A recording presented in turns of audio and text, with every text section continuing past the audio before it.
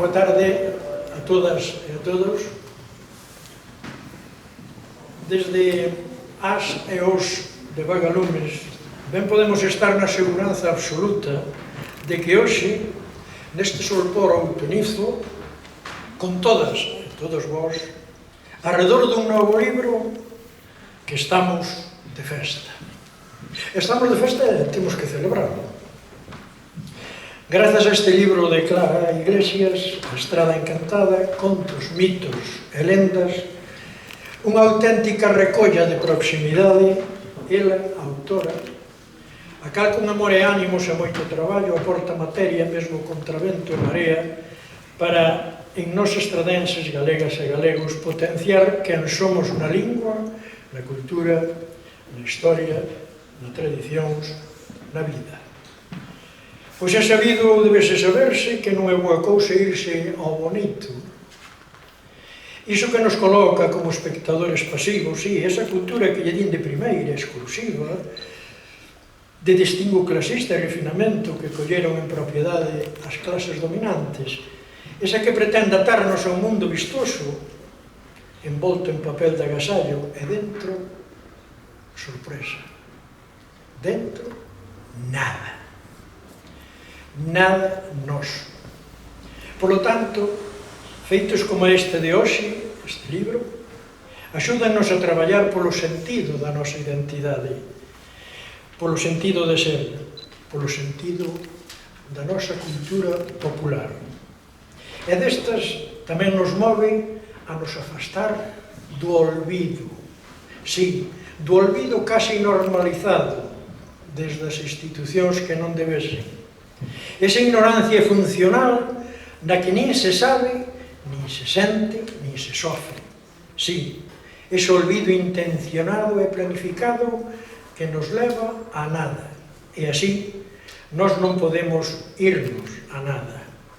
Tampouco nesa viaxe a nada podemos levar con nós a nosa memoria, as ideas, o pensar, o ilusionar, a rebeldía.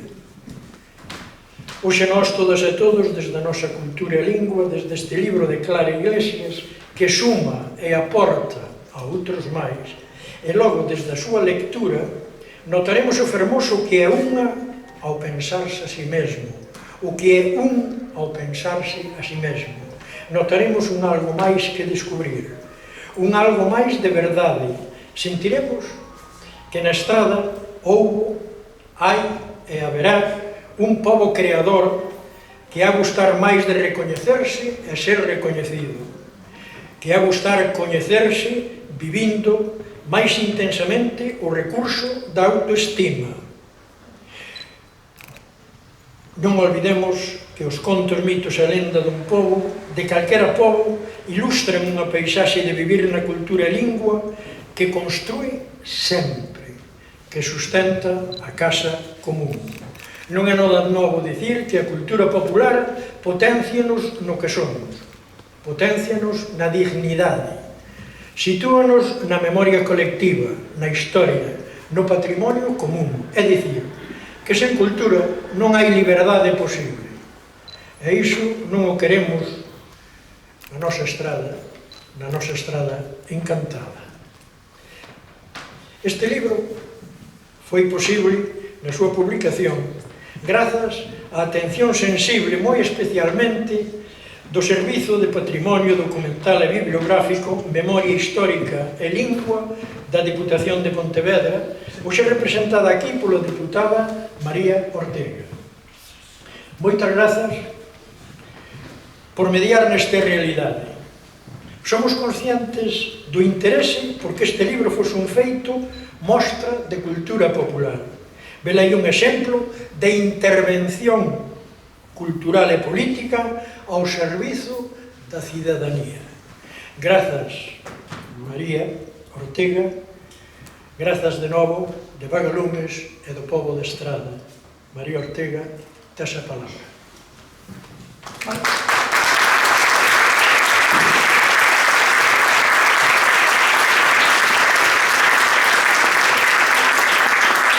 Moitas grazas. Boa tarde a todas e todos. Póñome de pé porque afortunadamente este espacio está tan cheo de xente que así vos podo, non é para que me miredes a min, é para que eu vos poda mirar a vos, e por eso me poño de pé. Bueno, primeiro decir que estou encantada de estar hoxe aquí con todos vos e sobre todo para facer a presentación dun libro como este, Como a Estrada Encantada, contos, mitos e lendas, que recolle historias que, como xa digo no limiar da publicación, son a trave da nosa identidade. Quero especialmente hoxe darlle as grazas a Clara Iglesias Cortizos e a Asociación Cultural Vagalume por un día achegarse ao meu despacho e presentarme este proxecto.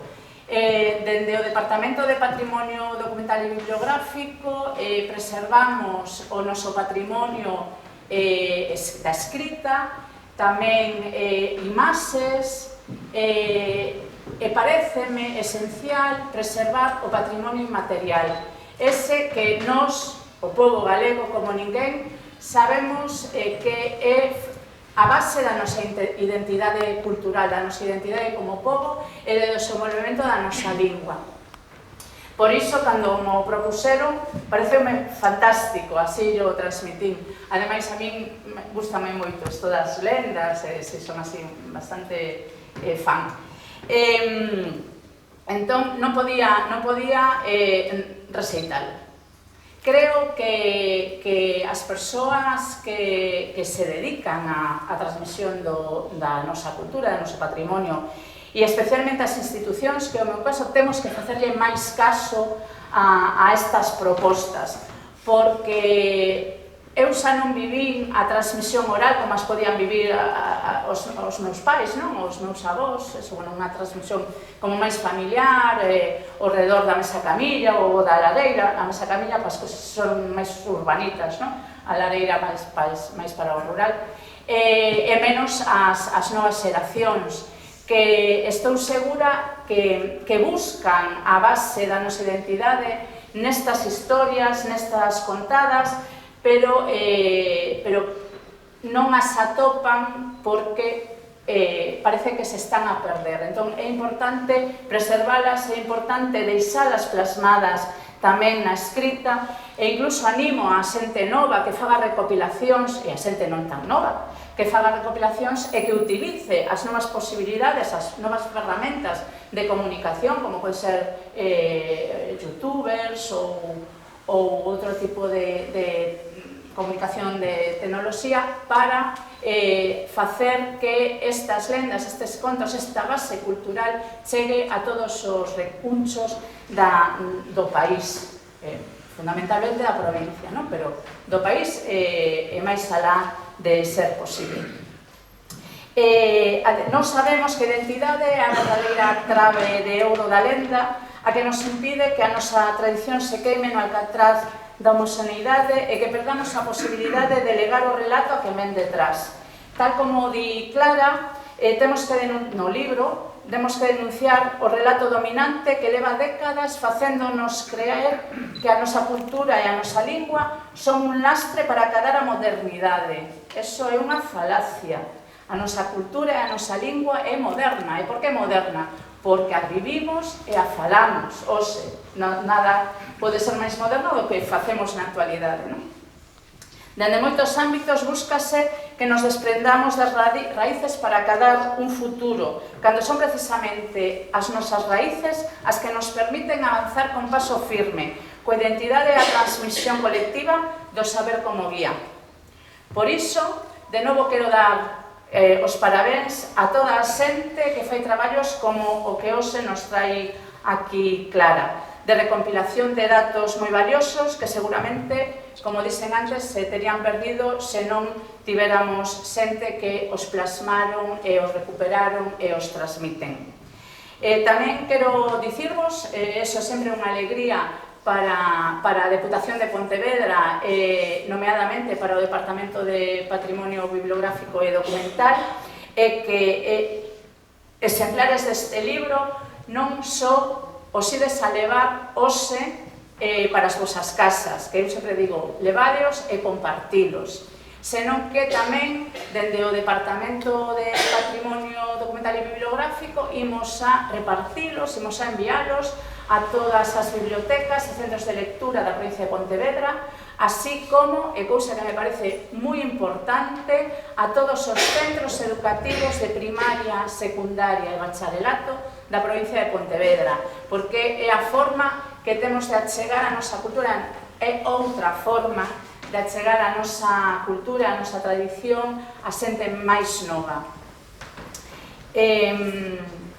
Sen máis, despídome, non vou a usar máis tempo porque creo que é importante o que Clara nos vai a contar, e tamén que gocedes co contacontos, ca música que hoxe vos teñen preparadas aquí nesta presentación. Sí que teño que pedir disculpas porque por motivos de conciliación sobre as 9 menos cuarto vou ter que abandonarvos. Bueno, ainda teño camiño de volta e teño un fillo pequeno que está solo na casa. Entón, teredes que disculparme. Moitas grazas.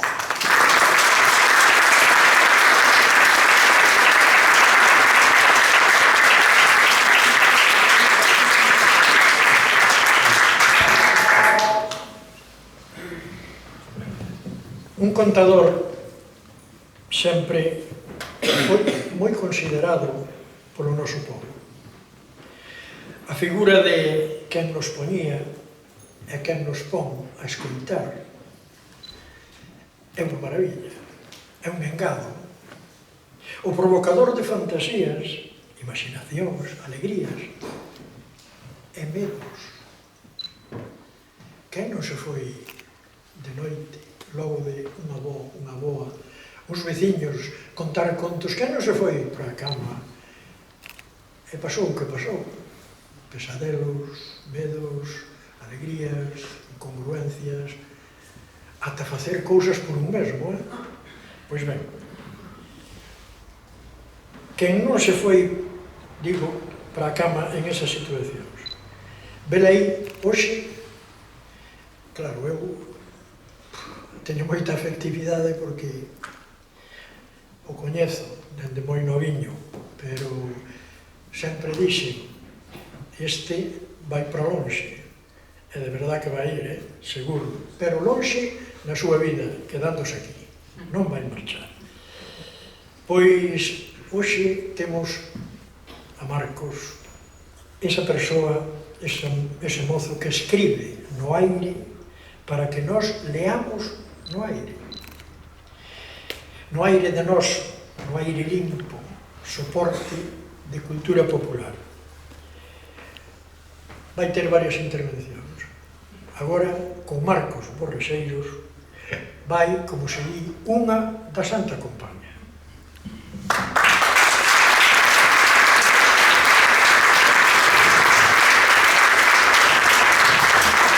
Boas noites, moitas grazas pola vosa compaña. Non sei quen era ese Marcos, vin eu no sitio. Quero agradecervos a vosa presenza, quero disculparme por estar de costas a David, a autor, a representación institucional que fixo posible a publicación do libro. E antes de comezar a lervos, espero ser ameno, espero ser agradable, conciso, creo que é importante de que, ainda que vos vou destripar cousas que ides a ler no libro, a historia, os relatos, as experiencias que se recollen aquí son, ao fin e ao cabo, experiencias de tradición oral, que inicialmente estiveron pensadas para que se transmitiran oralmente entre a veciñanza, froito dunha visión, dunha alucinación, dun soño ou dunha experiencia. Sexa como for, o medo xoga un papel fundamental, moitas veces alimentado pola escuridade do rural, dos camiños, unha escuridade que se foi apagando, se pode decir así, ao tempo que se foron acendendo as luces, o alumeado público das vivendas, e que agora, de certo modo, periga a escuridade, as lendas, a tradición oral, porque non se dá a síntese da escuridade que tantas historias enxergou. Vou vos contar unha historia, de algunha máis que vos contarei hoxe, que ten no seu cerne principal o medo e a compaña. A compaña. A historia vendo libres e di así. Eu vin a compaña nunha ocasión, cando ia tornar auga de noite. Entón, o lugariño de San Martiño tiña un camiñiño que viña polas carballeiras, que era o camiño que había antigamente. Non había unha pista, eran todos camiños rurais, corredoiras. Por aquel lugar acostumaban a traer as caixas cando había un defunto no lugar. Por un carreiriño baixaban os muiños e dali subían para o lugar, para San Martiño. Iamos, meu irmán e máis eu. E entón vimos vir unha caixa, a altura máis ou menos dunha persoa. Pero a caixa ia soa. E claro, os dous quedamos en dar palabra un ao outro. Quedamos os dous chantados, mudos. A caixa pasou, colleu a pendente dun prado que había dereito aos muiños e subiu de cara ao lugar. E nós, chantados, mudos. En canto vimos que a caixa subía ao lugar, liscamos. Había outro prado e despois unha carballeira pequena, pero cando chegamos ali, aquelo parecía un deserto, case como a carballeira que era o chan. O espazo de sempre, sempre visitado de repente totalmente deformado, un espazo descoñecido, distinto, que induce ao medo polo descoñecemento. Cruzamos en falar un co outro, fixemos o noso traballo, tornamos a auga e subimos por un cebadeiro cheo de silvas para tallar a casa. Cando meu avó nos viu, preguntounos que nos pasara, pois moi boa cara non debíamos levar. O escoitar o conto, lonxe de tratalo como unha historia de nenos, como unha historia fantasiosa, recoñeceu que era un mal presaxo, un presaxo da morte de seu irmán, pero non só morreu seu irmán, senón tamén un sobrinho, en non moita diferenza, ao cabo de 10 ou 15 días. Moitas gracias.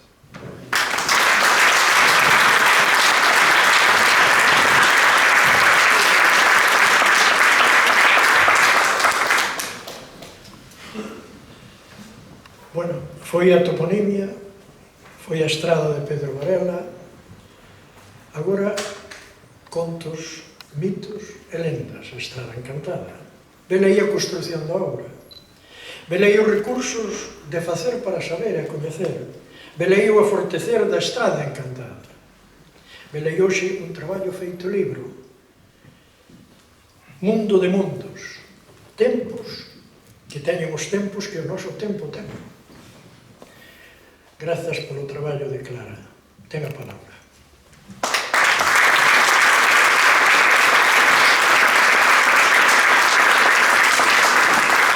Hola, boa noite. Grazas por estardes aquí. Ben, a compaña. Marcos contounos un conto sobre a compaña. A compaña, aquí... A compaña está tratada aquí de forma xenérica, non é o nome compaña que se aplica de forma específica á procesión de almas en pena que percorren os camiños da parroquia. Aquí é un aviso maléfico, tamén unha premonición da morte, como unha caixa de difuntos que vai voando e que vai arrasando a carballeira ao seu paso. A compaña ten moitos nomes ao longo do noso país, a Estadea, a Rolda, a Estántiga, aquí chámaselle compaña, e non Santa Compaña. Posiblemente o nome é Santa Compaña, sexa unha contaminación do mundo religioso oficial, ou incluso un eufemismo que utilizou algún autor, porque non é santa, acompaña unha procesión de ánimas en pena, non ten nada de santa. A xente que a viu, que fala dela e que cree nela non lle chama Santa Compaña, chámalle simplemente a compaña. A nosa compaña posiblemente proceda dunha lenda, dun mito xermánico, polo tanto que compartimos cos países do norte de Europa e que chegou aquí coas invasións xermánicas no século V. E é o mito da cacería salvaxe. A cacería salvaxe é unha cacería demoníaca que acontece no ceo de noite, uns cabalos horrorosos montados nuns xinetes espeluznantes, acompañados dunha manda de can feroces que perseguen uns animais horrendos. E o camiñante que vai pola noite e encontra coa cacería salvaxe, o único que lle quede trazar un circo no chan, tapar a cara para que non o vexan e protexerse. Ese mito xermano derivou na nosa compaña. A compaña para nós ten un sentido moi específico, que é o sentido de delimitar os límites da parroquia, porque a nosa compaña parroquial parte da igrexa da parroquia, leva os elementos da parroquia, a cruz, a campaíña de alzar, o caldeiro ca auga bendita e o hisopo, e case nunca sai dos límites da parroquia. Circula polos camiños na noite e parase diante da casa onde vai haber un defunto, é unha premonición da morte. E sempre vai acompañada dun vivo, hai un vivo que a vai dirixindo e que vai levando a cruz. A explicación que se dá de por que un vivo ten que acompañar a compaña é que, claro, os membros da compaña son espíritos, polo tanto, non teñen forza suficiente para cargar coa cruz, nin co caldeiriño da auga bendita. Claro está que se te colle a compaña e te leva como guía é unha situación horrible, porque a persoa viva que acompaña acabase convertindo nunha persoa débil, branca, vai se aproximando a esa esencia dos espíritus que acompañan. Por iso hai que protexerse de que non te collan. E para iso, cando se me acompaña, hai que trazar un circo no chan, hai que tapar as mans, a cara. E é moi conveniente sair da casa, sair sempre cos puños pechados. E se se pode, levar un anaquiño de man dentro, porque se levas os puños abertos e sales na noite, é moi fácil que alguén che meta a cruz e entón xa non te podes librar. Bueno, eu quero agradecer, antes de nada, os agradecementos a que nos teño que dar. En primeiro lugar, a Xoan Carlos Garrido, que é o autor de todas as fotos do libro, que me acompañou en todo isto, sin el seguramente este libro non chegaría a publicarse. Logo, a continuación, os meus informantes directos e indirectos. Informantes directos, pois, bueno, penso que hai algúns por aquí, a familia Mato Bustelo, José Manuel Balseiros, María Gaiteiro, que me acompañou na busca de informantes e nas entrevistas a algúns deles. Tamén informantes indirectos como Pedro Pérez, que me cedeu parte do seu material, das súas grabacións para un traballo que ele ia realizar, Manuel Cavada, que está aquí, que nos acompaña e que me forneceu datos moi interesantes sobre a parroquia de Sabucedo. A idea, de onde xurdeu a idea de facer isto? Bueno, pois a idea de facer isto xurdiu dentro no só da Asociación Cultural Vagalumes, aí onde xorde todo.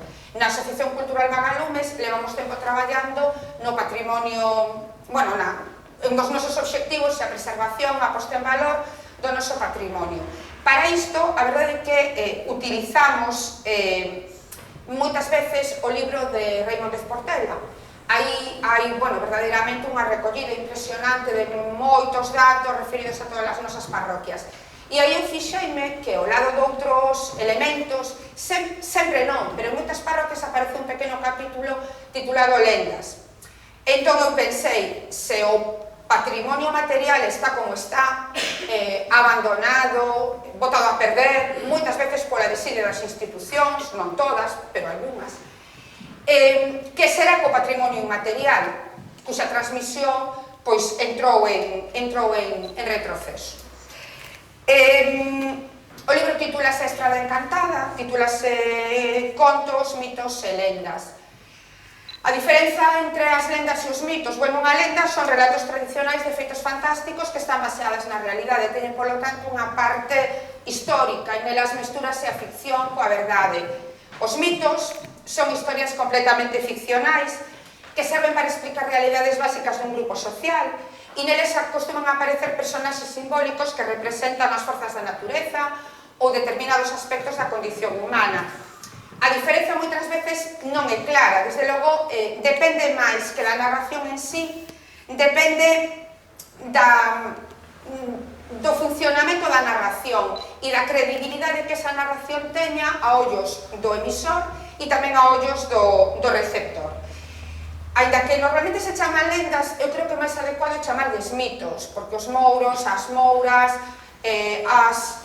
as augas máxicas, as meigas, o culto ás pedras, os tesouros agochados, forman parte dunha verdadeira mitoloxía popular nosa, galega, que serve para explicar e interpretar o mundo.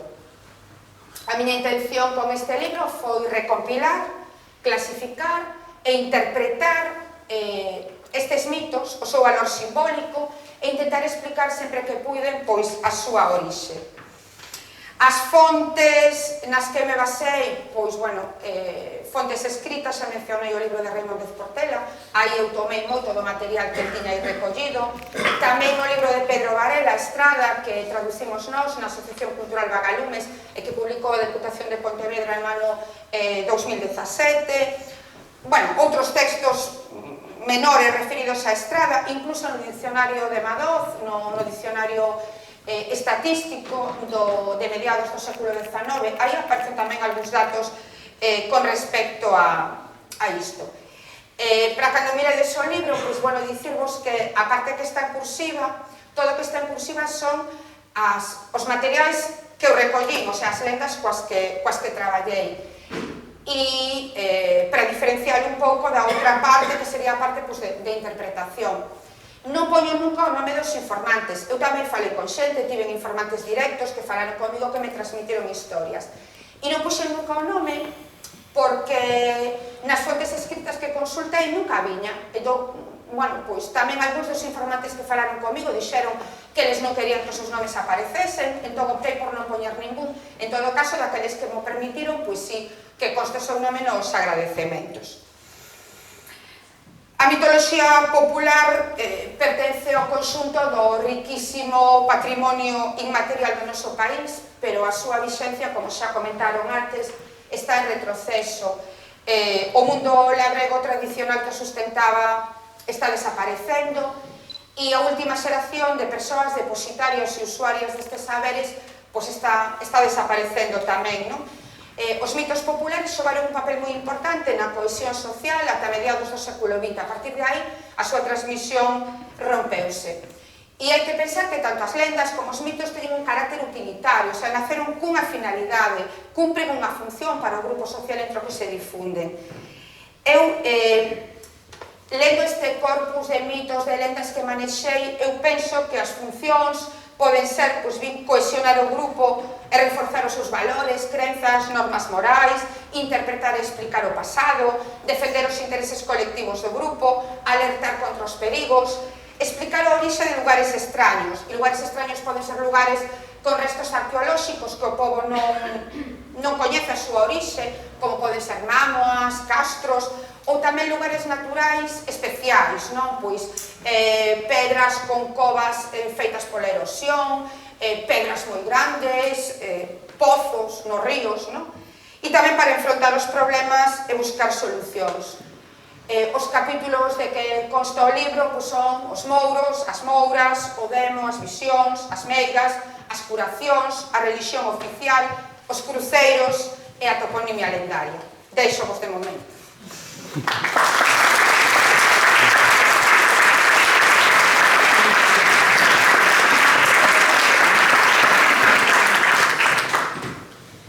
De seguido, outra vez o noso contador, Marcos Borraseiros, con un tesouro agochado.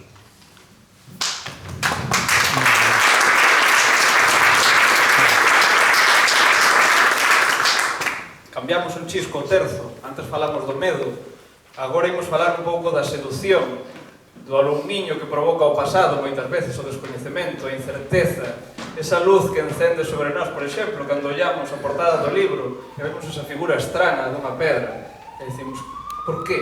Que sentido? Que simboliza? A forma na que nos atrae, na que nos seduce. E o pasado está moitas veces cheo de seduccións e de tesouros. As mamas, que as mencionamos fai un pouco, forman parte do noso patrimonio e case a súa totalidade están totalmente derruídas, de arriba cara a baixo, porque a xente intentou escavalas buscando tesouros no seu interior. Hoxe imos a saber dunha historia que ocorreu en Berres, no Monte Molide, que non é dunha mama, é dun cruceiro, pero tamén fala dun tesouro. Neste monte, nun cruce de camiños, sinalando o sitio lindando co camiño real e preto dunha mama, houbo en tempos un cruceiro que din que era sinal de tesouro. Unha vez, chegou a noitiña á casa dos besteiros de Riobó, un home de Ourense pedindo pousada. Axiña preguntou polo Monte Molide, e se había ali algún cruceiro. A xente da casa díxolle que sí, e el, cunha luz nos ollos, anunciou que outro día tiña que subir ao monte, ben cedo pola mañá, porque tiña un asunto importante que atallar. A muller da casa deulle boa cea e acompañouna de abondoso viño para preguntarle, para saber, para investigar. E despois dos cantos vasos, a lingua do home cedeu á forza do zume fermentado e dixo: cabo do cruceiro, hai un tesouro. Non se fale máis, deítese vostede e mañá acompañarémolo ao castro. Mais en canto o home adormeceu, a xente da casa colleu ferramentas e foi para o monte a cavar. Cando amenceu, chamaron o forasteiro. O dono da casa ofreceuse a acompañalo, pero cando chegaron onde ao cruceiro, atoparon todos achado e remexido. O forasteiro arrincaba os pelos e o da casa simulaba compadecelo. O tesouro xa estaba por recado.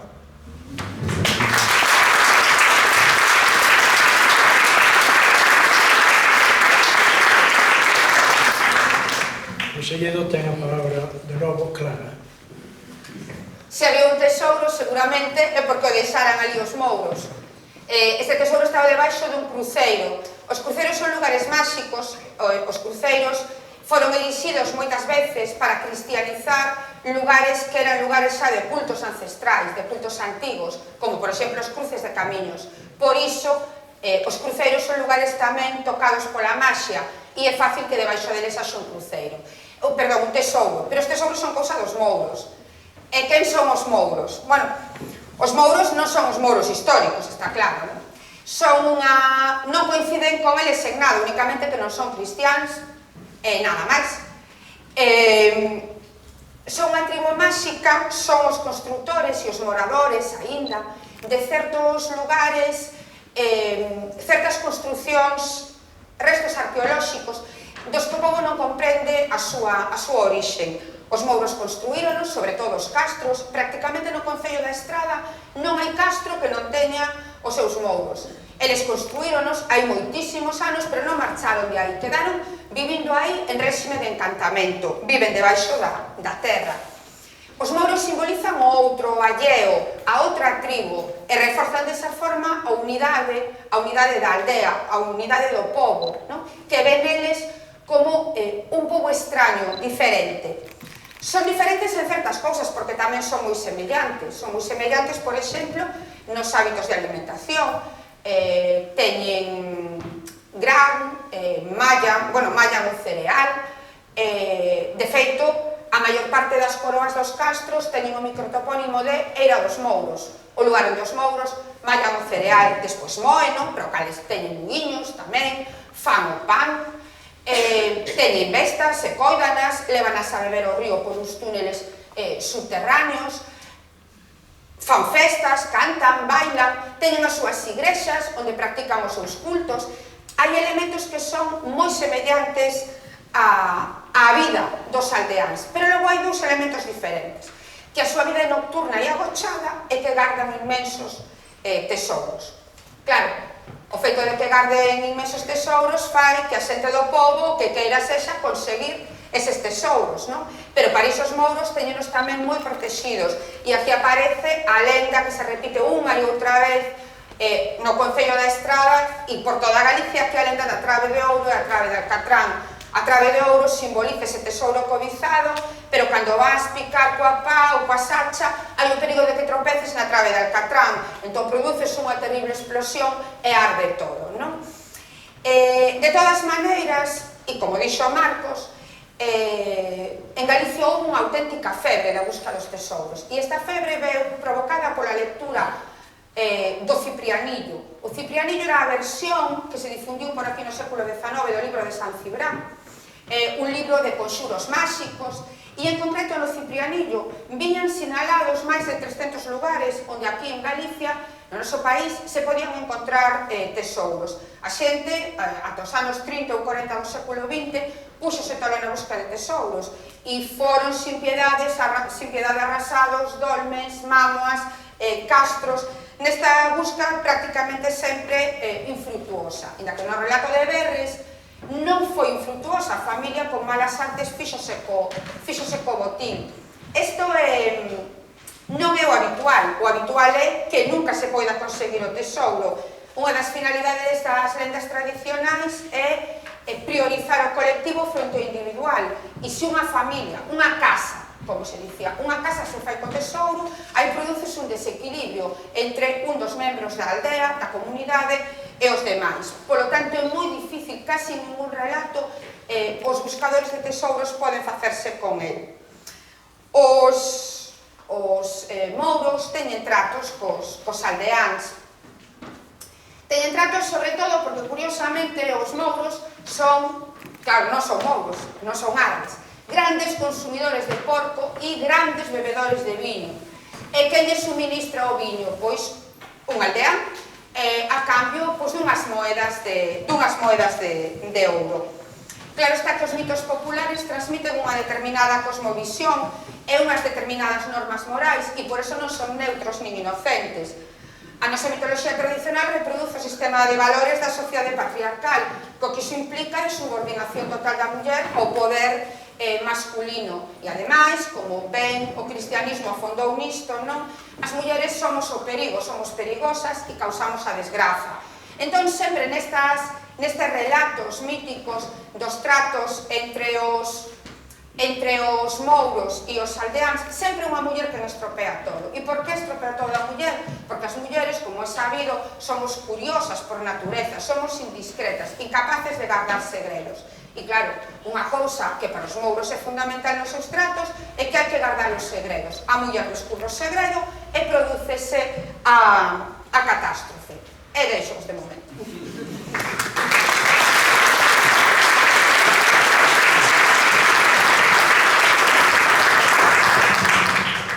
María Ortega leva, en nome de todo o Vagalumes e dos presentes en Estrada, o noso frasquiño de agradecemento. Xa sabedes que, cando se van aos actos, procuramos agasallar como unha botelliña de agradecemento. E hai quen marcha e non a bebe nunca. E hai quen marcha e bebe a toda dun golpe e préstalle mal. Bebe a trajiños, como beben as galiñas. Vale? A nosa despedida. Moitas gracias.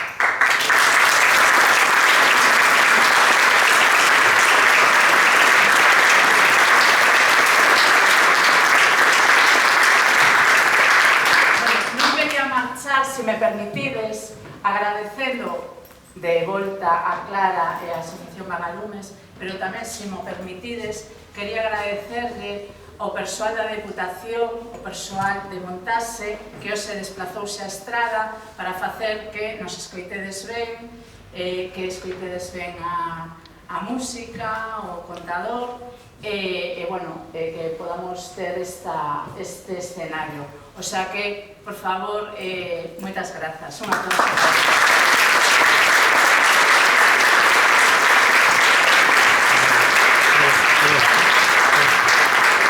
Seguimos con o noso narrador, contador, con Marcos.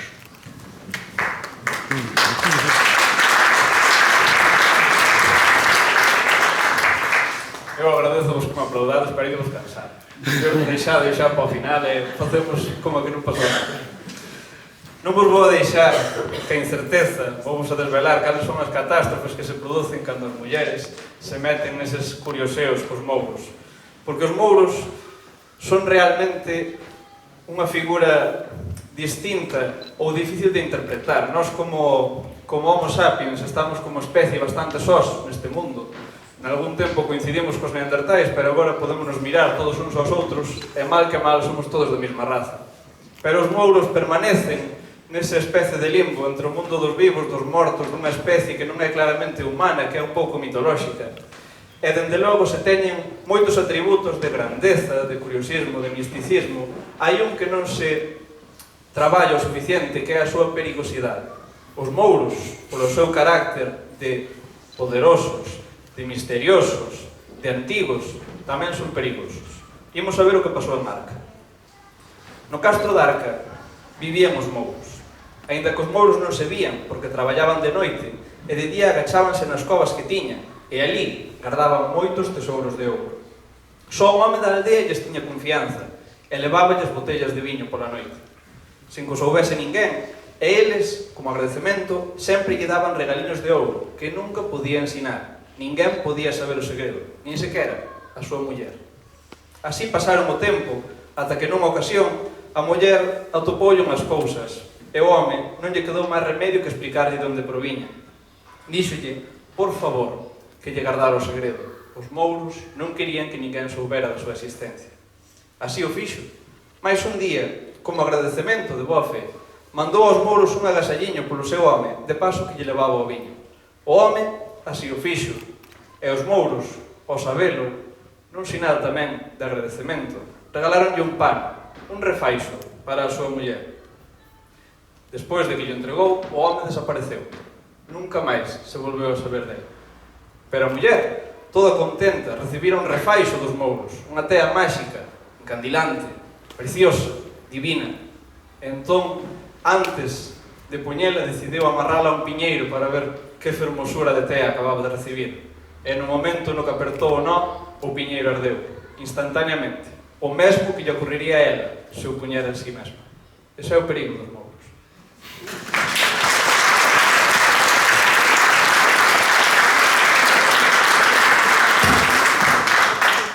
Seguimos coa autora do libro. Ten a palabra Clara. Bueno, vou falar un chisquiño das meigas, non? Que son as meigas? As meigas, a palabra meiga ten dous significados. Un é a muller coñecedora de certas ervas máxicas ou medicinais, que ten capacidades curativas, e que incluso pode quitar o mal de ollo que bota a outra meiga, a meiga mala, que ten tratos co demo e causa o mal. Hai algúns autores que, bueno, que discuten se unha é a bruxa, outra é a meiga. Eu non vou entrar aí, o certo é que sí, o que teño claro é que aquí no Concello de Estrado os informantes din sempre meiga, para referirse tanto a unha como a outra. A Asociación da Meiga Codemo non é unha creación popular, é unha creación eclesiástica, non? Co fin de concentrar o mal en persoas concretas que o representen e que poden servir, polo tanto, como chivo expiatorio, non? Por suposto, as vítimas disto foron as mulleres. Normalmente mulleres que non se adaptaban ao papel submiso que a sociedade lle reservaba, pois seguramente mulleres solteiras, mulleres sin fillos, mulleres cun comportamento especial. Elas eran as causantes dos males dos veciños, da esterilidade de persoas e animais, das malas colleitas, das enfermidades e da morte. Bueno, por certo, que as mulleres tampouco nos fai falta ser meigas para causar o mal, porque a nosa propia bioloxía é maligna. Entón, basta con que unha muller estea pasando por unha época biolóxicamente propia nosa das mulleres e feminina, refiro ao embarazo ou á regra, para causar o mal. Se unha muller xestante ou menstruante mira moi fixamente para un neno, aínda que sexa sin intención de facerlle mal, pode provocarlle o anganido. O anganido é unha enfermidade de enflaquecemento, Bueno, claro que para curar o anganido tamén hai o do tombento, non? Tamén se pode tombear, que é unha cousa que se fai na estrada, e se non sabes o que tombear, logo mirádelo no libro. Na fonte de Santa Valla, en Matalobos, saen as meigas. E as meigas veñen sendo as sogras. Acabase convertindo que as meigas son as sogras dos mozos. Que logo Gus e Anxo van interpretar aquí unha canción en que se ve moi ben esa relación entre meigas e sogras. A sogra, outra figura que se podería estudar, moi mitificada na literatura popular e no imaginario colectivo como orixe de moitísimos males. E, bueno, falando de bruxas, de meigas, haberá que falar do demo, non? O demo, os espíritus do mal precristiáns, a Igrexa cristianizounos nunha figura. O demo, que é a encarnación do mal. O demo, como sabedes, bueno, a súa orixe, contase no Novo Testamento, no libro do Apocalipse, que son unha batalla entre os anxos bons, os anxos malos, gañaron os bons, e os malos foron precipitados cara ao abismo. Estaban caíndo, entón San Miguel, un pouco aburrido xa daquele espectáculo, ordenou pechar as portas do ceo, as portas do inferno. E entón quedaron por aí, sobrevoando. Por iso que non moitas veces o demo que aparece nas nosas narracións non é o demo grande, o demo malo de verdade, sino estes demiños que quedaron por aí, que quedan facendo falcatruadas, meténdose coas mozas, porque son moi xuriosos, partidarios sempre do amor carnal e non do amor espiritual, provocando tronadas e chuvias. De feito, as campás de moitas igrexas serven para escorrentar por todo o noso país, por toda Galicia, para escorrentar os tronos, porque as campas da igrexa simbolizan o poder divino, e o poder divino é superior ao poder do demo. Aquí na Estrada son moi famosas as campas de Liripio, campaniñas de Liripio, cando empezás a tocar, nin que fose un feitizo, vais a outro nada pro mar. Bueno,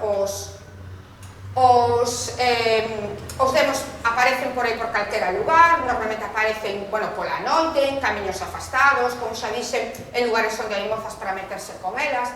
O demo das nosas narracións non sempre é malo, ás veces aparece como inxenuo, hasta un pouco cobarde, non?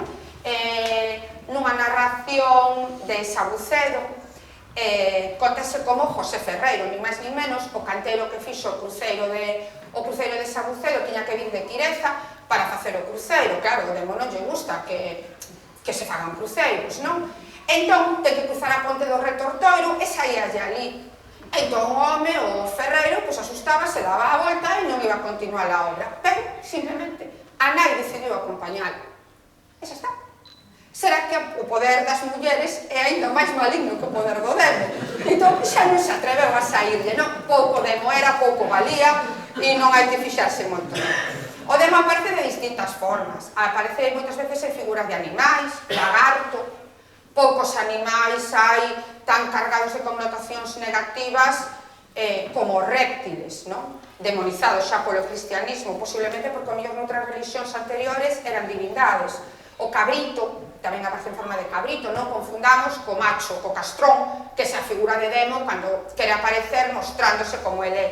Porco. Os porcos teñen unha característica común aos demos, que é a suciedade e o mal cheiro. O demo cheira moi mal. Ou año, porque claro, o demo quere parecerse a Deus. É o Agnus Dei, non? Coñecido polo pobo, polas oracións, pola liturxia, pola iconografía das igrexas. E aquí voume parar un chisquiño, se me permitides, nun mito super popular aquí no Concello da Estrada e en todas partes, que é o da galiña de ouro cos seus pitiños de ouro. Está tan extendido que moitos informantes incluso din, a lenda de sempre, non? Porque aparece en todas partes. Normalmente, a galiña cos pitiños de ouro é indicativo dun tesouro. Ela mesma é un tesouro que nunca se dá pillado e indica onde hai un tesouro.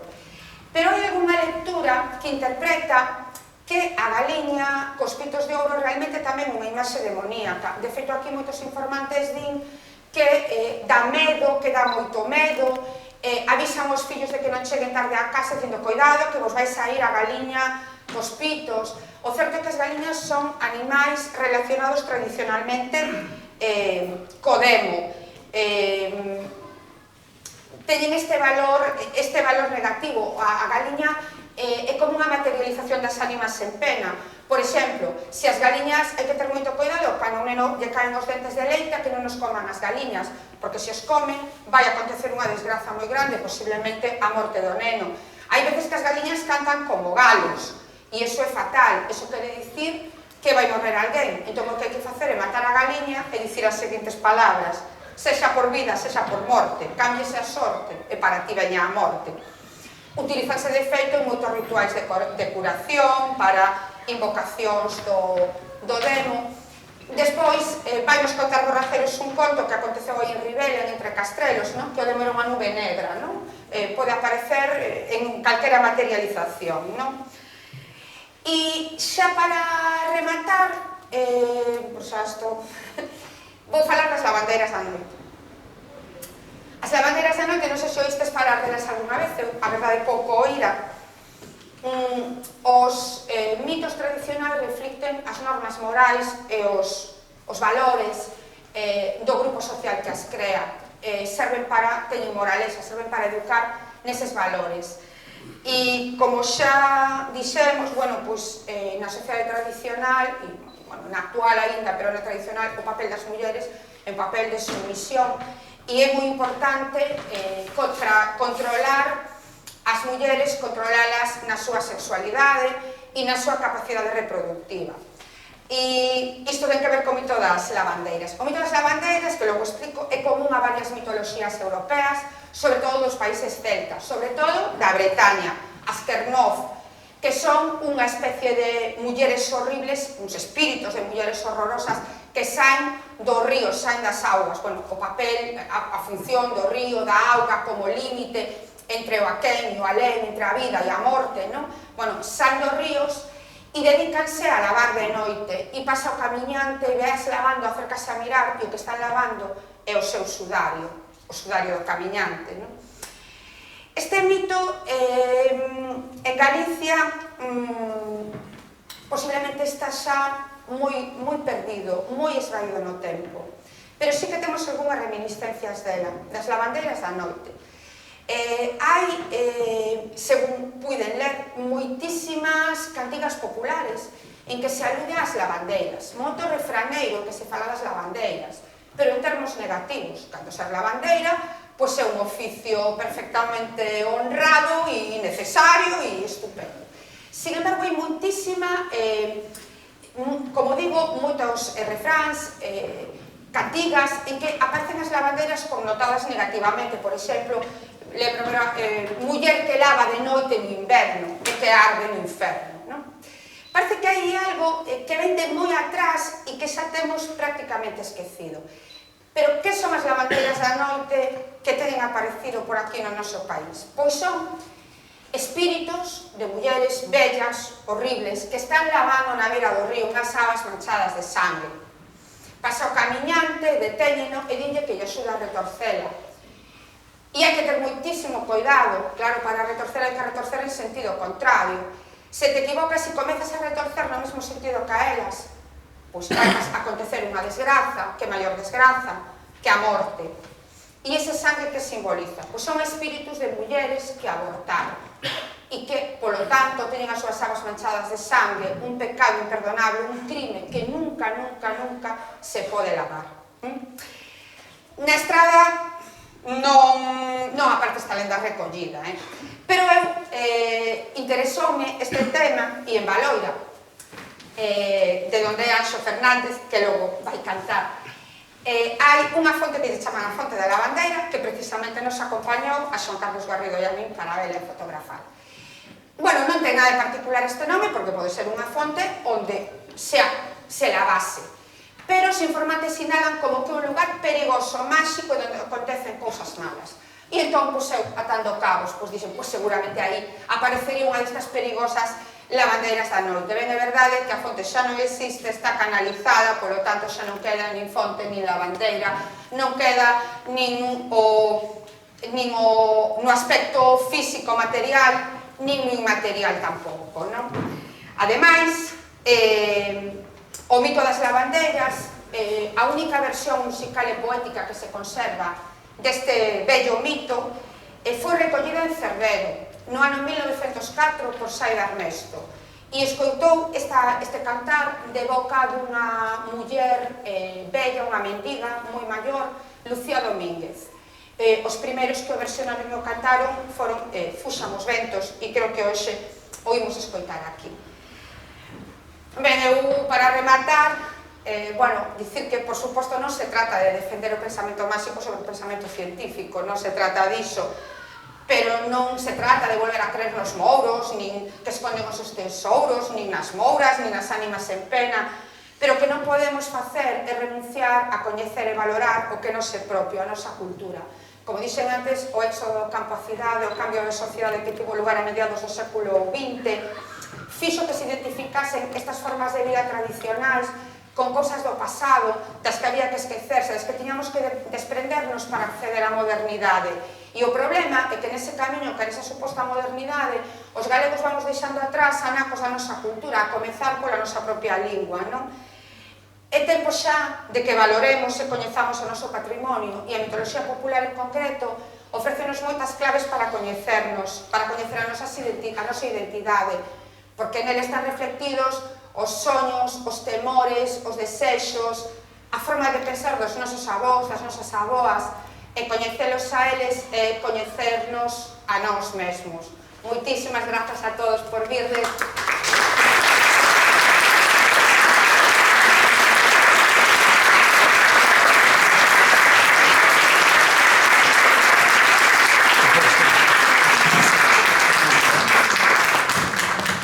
Seguimos, intervén Marcos, co unha unha aparición do demo.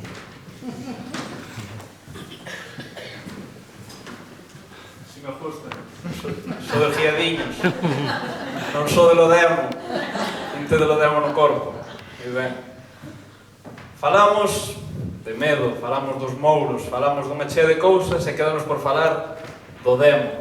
O demo é moi mutable. Pode parecer un cabrito, pode ser un año, pode ser unha nube, pode ser calquera cousa. Alguén pode ser o demo.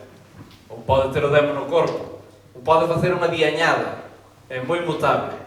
Imos a saber unha historia que ocorreu en Ribela e que diese. De fronte da casa de Fariña había un cruceiro e sábese que foi trasladado uns metros para deixar pasar unha presa de auga. Nunha ocasión, o dono desa casa baixou pola noitiña ao muiño de Lourenzo, no río Umia, ali preto. E para chegar dende a súa casa ao río había que baixar por unha longa e forte pendente, por un carreiro entre pedras e toxos. E cando rematou o traballo, cando chegou ao muiño e quixo volver para a súa casa, atopouse con que de repente anoitecera e pechara de néboa. Entón, ollou como unha nube negra, profunda, mesta, grande, se achegaba, se acubillaba sobre ele e asoballaba como nos asoballan os problemas do día a día. O sentía que o apretaba moi forte, que non o deixaba respirar, que o asoballaba de tal maneira que non podía saber onde estaba, cara onde ir. O home empezou a tremer, empezou a mirar cara arriba, botou as mans á cabeza e dixo: que fago? E a nube, que era o demo, unha voz grave, díxolle: métete aquí. E sinaloulle un oco escuro, negro, profundo, estreito, húmido, angustioso, quente. Era o cu do demo. O demo quería levar aquel home polo cu. E aquel home empezou a temer. Non sabía que facer, pero non sabía pa onde ir. Entón accedeu e iba a dar un paso, pero nun momento de salvación, antes de meter un pé no cu do demo, persinouse, fixo a sinal da cruz e veu Dios a velo. E no momento no que entrou no cu do demo, o demo reventou. Brum! Un estrondo máis grande que o trono máis grande que viu esta terra nunca xamais. E de repente volveu a luz, disipouse a néboa, o home soubo onde estaba unha vez máis, e co medo que tiña botou a correr polo monte arriba ata que chegou ás casas e non parou ata que sentou diante da súa e reflexionou: os cruceiros non se poden cambiar de sitio, porque gardan de lugares sagrados e de lugares endemoniados. E se ben, esta é a moralexa desta historia, eu teño vos outra. Cando vos banden a tomar polo cu, antes de actuar, porsinádevos que pode ser cousa do demo.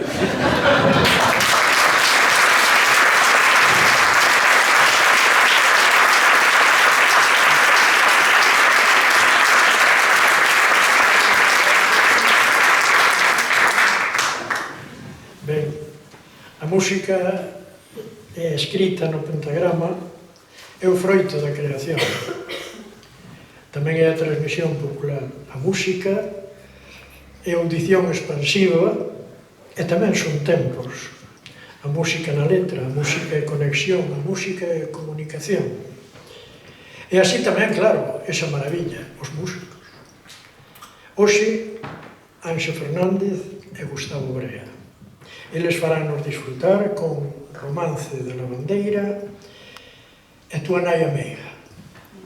Eles teñen as notas e a voz.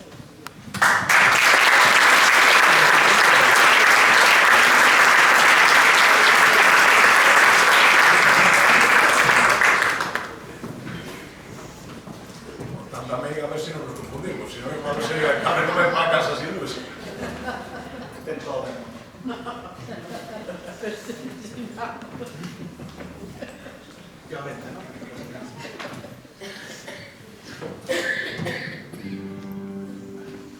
Bueno, antes de nada, agradecerte tanto a Clara como a Asociación Vagalumes que nos convidaran a estar aquí e imos facer un par de versións libres, como dicía David, do Romance da Lavandeira en primeiro lugar e de Túa nai amiga. Vale? Imos alá?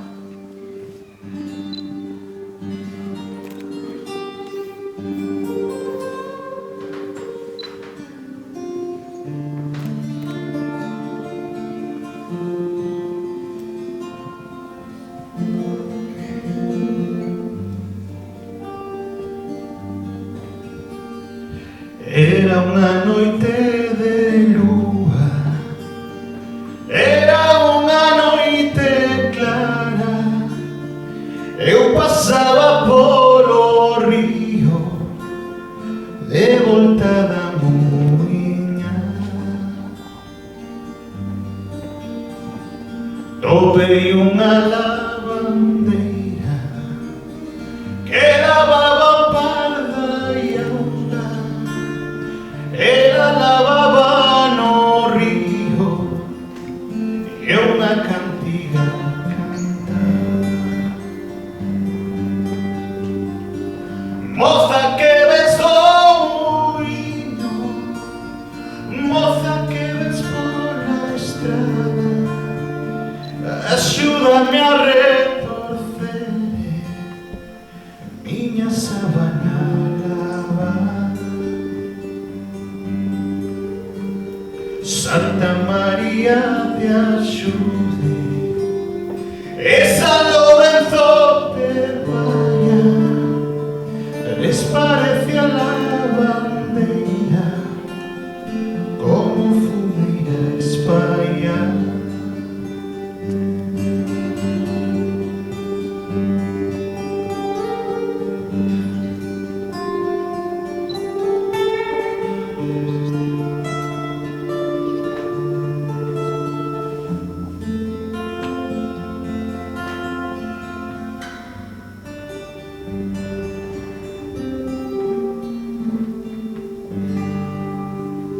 Topei unha lavandeira que lavaba parda e auga.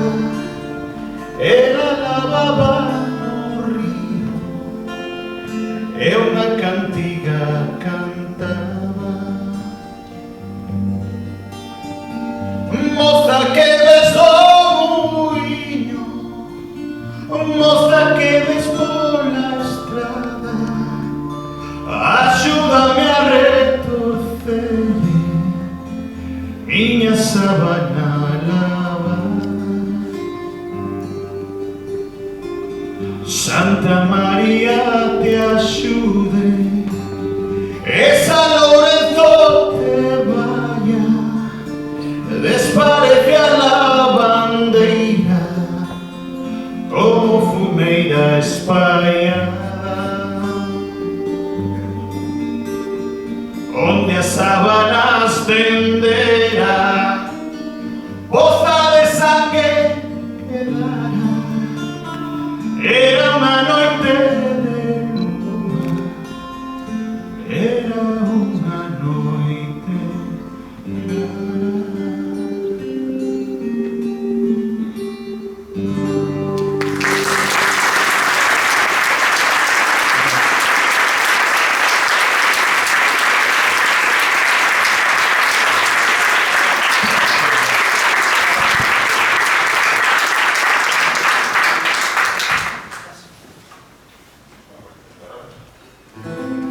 Bueno, estás a punto de cantar e de dar Sí, palmas, casi. a tua sogra ben, non? A miña vai estando ben, a ver se... A miña buen irmá. Vamos a dar. Versión libre total. A mellor coñecedora de todo.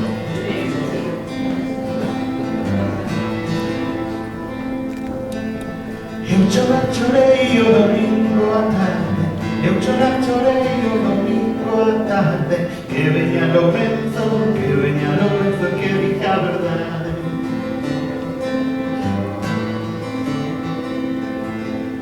Que diga a verdade pero con cautela, que diga a verdade pero con cautela. Tua nai é meiga tenho medo dela.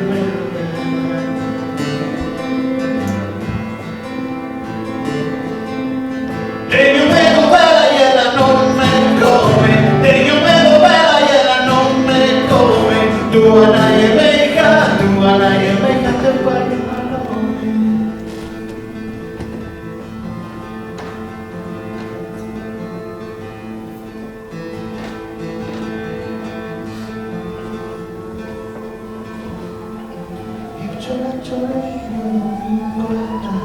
Eu chorei o domingo à tarde, que veña Lorenzo, que diga a verdade. pero con cautela, que diga a verdade, pero con cautela. Túa nai é meiga, túa nai é meiga, teño medo. Túa nai é meiga, túa nai é meiga, teño medo. Túa nai é meiga, túa nai é meiga, teño medo.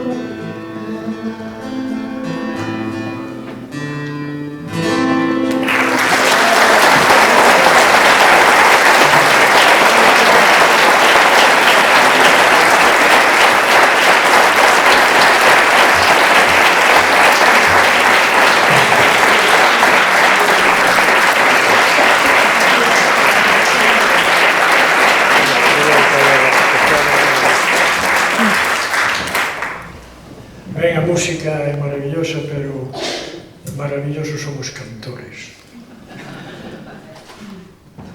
Grazas por estardes, unha vez máis, por estardes aquí. Grazas aos que seguen a traballar e teiman na nosa cultura popular, na restauración e recuperación dela. Eu permitídeme que, para rematar, o día ou a noite na que o olvido estale, os malos recordos e os de maravilla farán quebrar os enreixados de lume e arrastrarán a verdade polo pobo enteiro. E esa verdade será que non hai olvido. Teimemos nesa verdade, que non haxa olvido. Moitas gracias.